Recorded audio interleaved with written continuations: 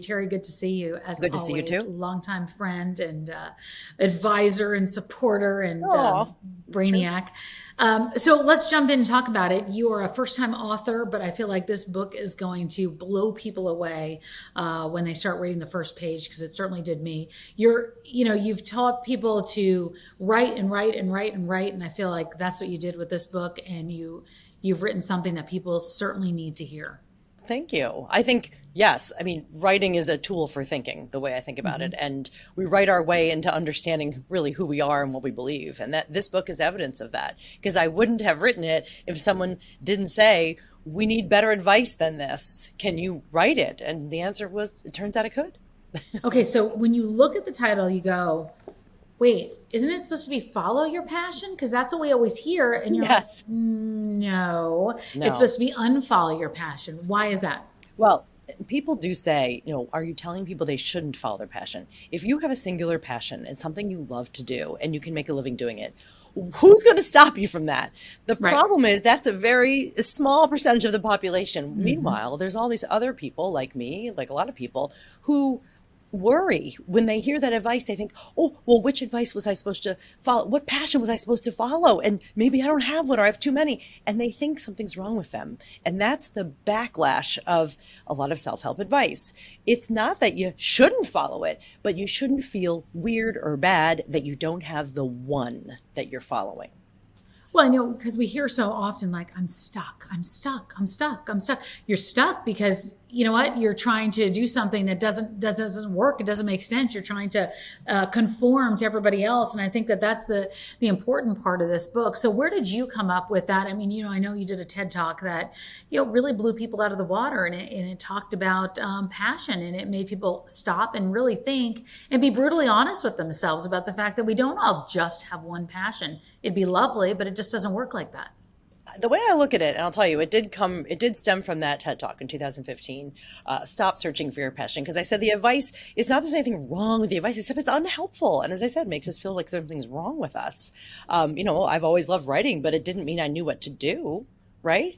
So Right. the question isn't what should I be following, but how can I look at what I'm doing and not just make money doing it, but find meaning in the what I'm already doing. The way I look at passion is that it's like electricity. You don't go, well, do I have too much electricity in my house? No, you have just enough to use to power what you want to do. So rather than thinking that we have to follow something, what if we brought passion in? And passion, by passion, I just mean energy and focus to Sure, whatever's right of in front of course. you and use it. I mean, you might not be passionate about board games, but if you find yourself playing a board game and having a great time, it certainly looks like passion, excitement, engagement, focus, a little competitive streak. So lots of things can pull that out of us, but we get too set on the one. And so I'm trying to kind of disabuse people of that idea. Well, I love it. I mean, there's so many different things. Like just when you go through the table of contents, and then you're like, I got to read this. No, no, no, I got to do this one first. I mean, you talked about the fact that you unsubscribe from somebody else's agenda, which I think is huge. We could all learn about that. I think there's some real actionable takeaways in this that are really important for people, especially now to hear, because we're so overwhelmed with trying to do it right, trying to be happy, trying to live a life that Oh my God. matters, trying to. So the first thing we have to do is push out all the noise. And that does really mean unsubscribing from someone else's agenda for you. Yeah, like separate out. It's very hard because we've swallowed so much of this bias and agenda about what people expect us to do. But Hmm. what's going to make you happy, fulfilled, be the life you want it to be is rarely going to align exactly with what someone else wants you to do.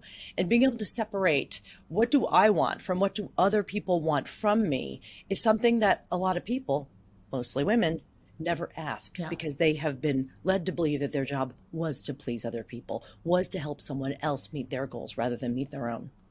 I mean, you and I single for a long portion of our lives. We talked Yeah. about this several years ago, as a matter of fact, is just being, nonconformist in so many different ways. Nonconformist in how we were conducting our life, how we conducted our career, whether or not we were going to have children, how we were going to date, who we were going to date, and I think that bit by bit, as you get older, maybe you get a little more comfortable with that. But it's definitely not easy, and you're right, especially for women. Yeah, there's this supposed to, but aren't I supposed to do this thing? Aren't I supposed to settle down or do this or have kids and da da? And the fact is, the thing that no one tells you is that you don't actually have to do anything. Yeah. You always have a choice. And it's one thing if you say, well, I think I want to do this, and you change your mind. But, have we really asked ourselves, but is it what you want now? And that's a big question. And if the answer is no, it's once you get honest with yourself about this stuff, it's actually really hard to turn back. That's the risk and the freedom. Well, you're so right about it, and I always say this, and I don't know if it's a good thing or a bad thing, and people think it's negative. I don't What's necessarily. I think that? it's just honest. But I'm like, what's the worst thing that could happen? So you do it and you fail. You stop your job and it doesn't work out. You have to take a year to figure something out. You don't have enough money. Like, what's the worst? I always think if you have your health, if you have your, if you have that, you kind of have everything. So what's the worst thing that can happen if you decide to stop doing the job that you think you're supposed to do and turn and do something else? Or anything. Or anything. You talk about the fact why you didn't miss your calling. Explain that to people, because I think that is if I look down and go through the book, that is the real fear. People are like, what if that was my calling? And my God. I overlooked it. It's another trick word, calling, passion. The breathless anxiety that comes with that. Purpose. I mean, we're trying to live our lives like as if a screenwriter wrote it. Meanwhile, we live into our lives. The thing about calling, all these things I write about are things that have gotten under my skin at one point or another. The idea of calling, what I don't like is it's kind of sacred notion that like, well, I was called to do it. Well, good for you. But a lot of people, they're like, well, I didn't get a call. I just kind of did what I needed to do to make sure I could provide a roof over my head and my family's head or whatever. But this idea that I missed my calling, it isn't true. And I think that idea that there was one thing I was supposed to be on the short list for this thing, it presumes that some things are worth doing and some are not, and that some lives are worth living and some are not.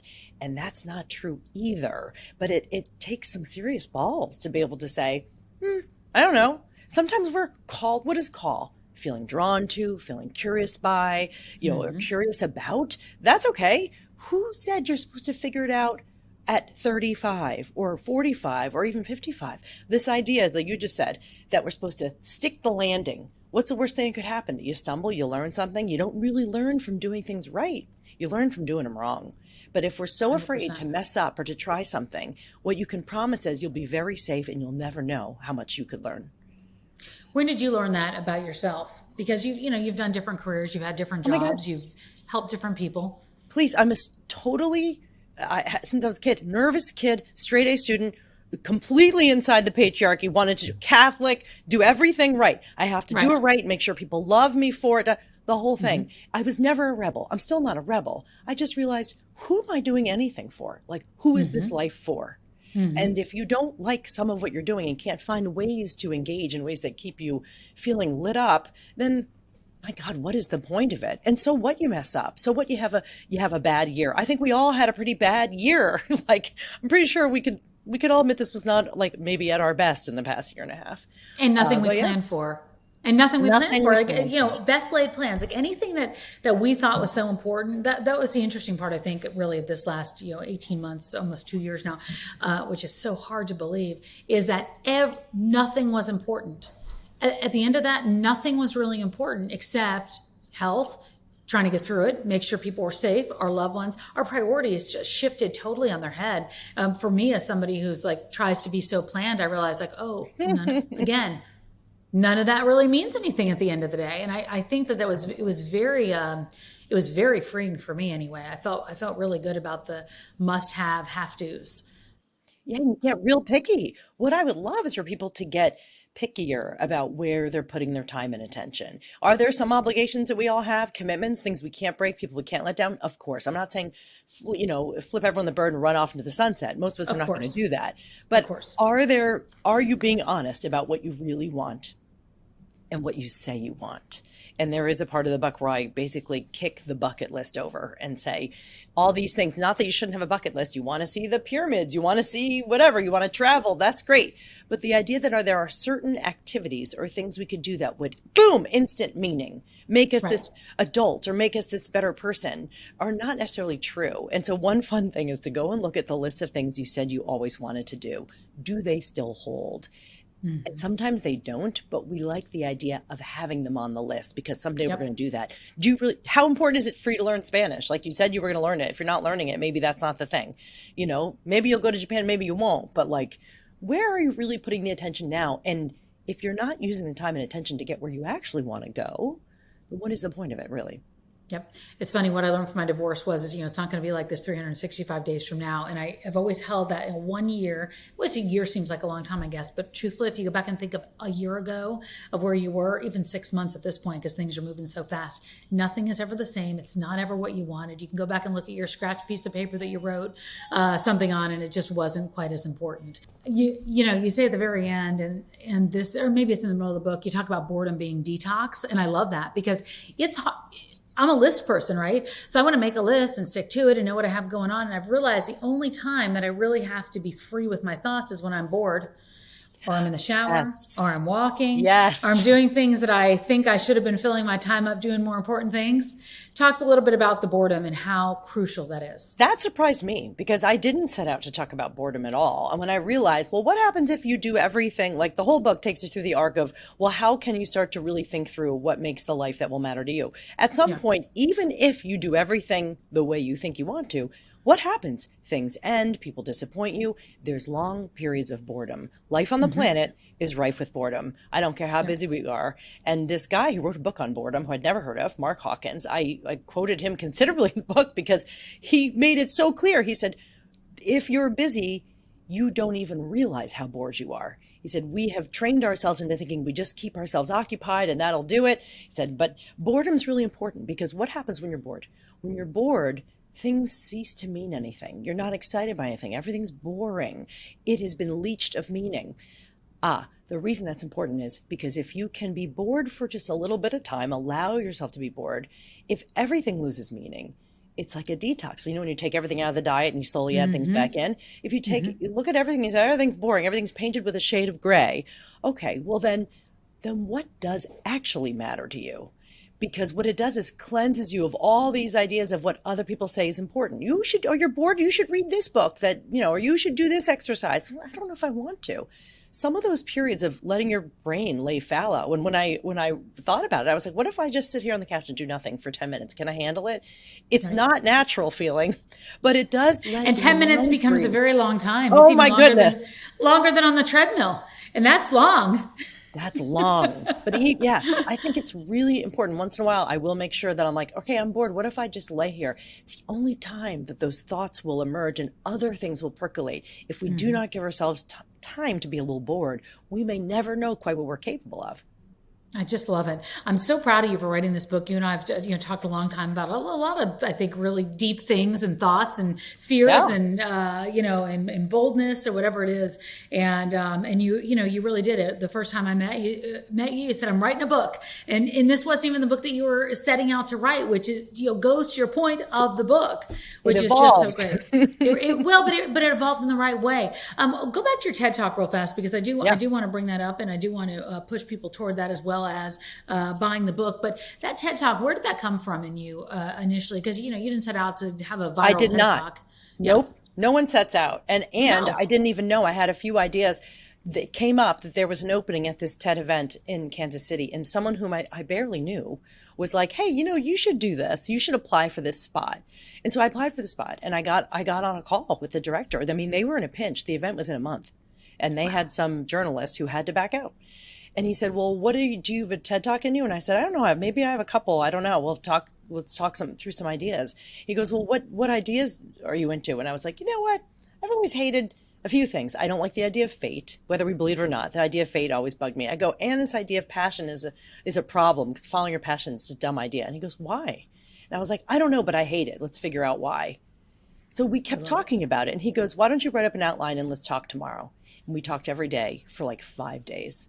And I said, Mike, do I need to buy a ticket to this event? What is happening? And he's like, you're coming. Because I was like, is this it? Is it? And he's like, no, this is interesting. But it was about the idea. I wasn't on a mission about it before. I didn't write anything about it before. It came about because I knew I wanted to be on that stage. And I said, let's do something that is making me crazy right now. And at the moment, it was that. I had no idea that years later, it would have the kind of legs it's had. It has over 7 million views. And it's not because anyone knows was me. It's because that idea stuck because people needed to hear it. They don't need to Yep. be told to follow their passion. What they need to know Yep. is it's okay not to have one. Yep. Absolutely. Absolutely. I just love it. I'm so proud of you. And I'm so Thank excited for people to you. read this book because I just think it's so good. It's just like, when I opened it the first time and I went down the table of contents, I'm like, I need to read every one of those like first, because I do Yep. feel like it's the kind of book that after you read it through one time, you can always pick it back up and you can flip to a section that you need at that moment.